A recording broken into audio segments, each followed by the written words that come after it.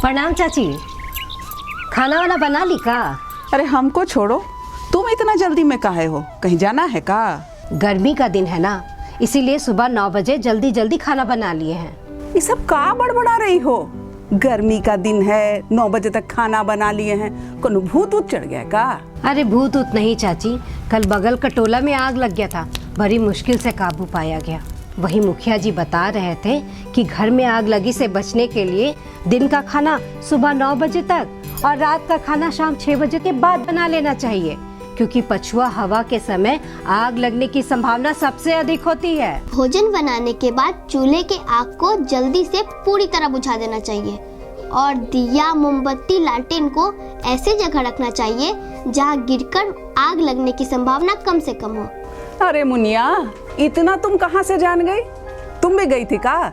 ना, हमको तो आग से बड़ा डर लगता है। हम तो एक किताब में अगलगी के बचाव के उपाय ही पढ़ रहे हैं। आग बुझाने के लिए मिट्टी और बालू को बोरे में भरकर और 2-3 बाल्टी पानी घर में जरूर रखना चाहिए।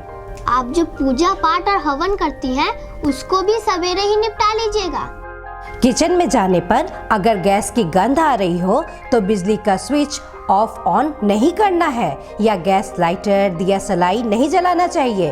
पहले सभी खिड़कियां दरवाजे खोल दे और रेगुलेटर का नॉब कसकर बंद कर ले, जिससे गैस बाहर निकल जाए और रिसाव बंद हो जाए। गैस का रिसाव नहीं होने की दशा में ही किचन में कुछ करने पर सोचना चाहिए। खाना बनाते समय हमेशा सूती का ही कपड़ा पहनना है और यदि फिर भी आग लग जाए तो 101 नंबर पर फोन कर तुरंत फायर ब्रिगेड को बुला लेना चाहिए। अरे चाची, कहाँ चल दी? चाय तो पीते जाइए। चाय बाद में। हमरे घर का बच्चा सब इतना शैतान है कि पूछो मत। खेत से हरा चना, छिम्मी, भुट्टा ये सब लेके आया है और घरे में पका रहा होगा। हम तो समझ गए, अब उन लोग को भी समझा देते हैं कि आग से खिलवाड़ नहीं, पकाना है तो घर के बाहर हमरे सामने पकाओ। हाँ, क्योंकि जो हर पल सतर्क रहेगा वही अगलगी की दुर्घटना से बचेगा।